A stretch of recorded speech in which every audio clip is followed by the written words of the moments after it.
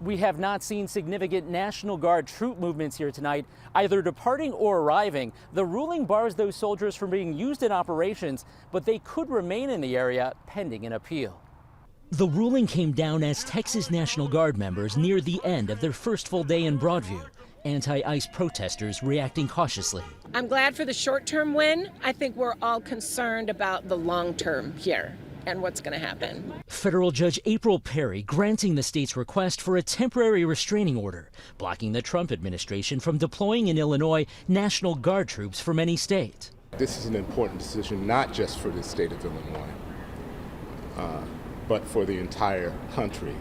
Justice Department lawyers had argued ICE and other federal agents faced escalating violence, citing allegations in which agents were kicked and punched and had their vehicles rammed, even referencing an incident possibly seen here in which a protester pulled the hairs from an agent's beard.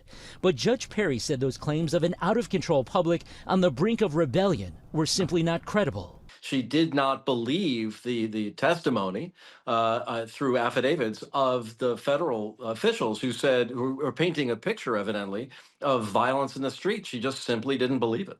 Lawyers for the state said the president's repeated comments about crime being the reason for the Guard deployment contradicted DOJ statements that they would only be used to protect agents. They claim this is not about crime, while at the same time the president says this is only about crime.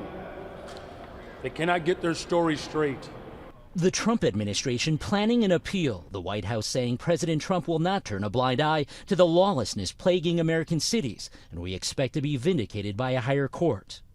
The administration, in fact, is looking to expand ICE operations here. DHS Secretary Kristi Noem confirming today that her department is buying more buildings in the Chicago area.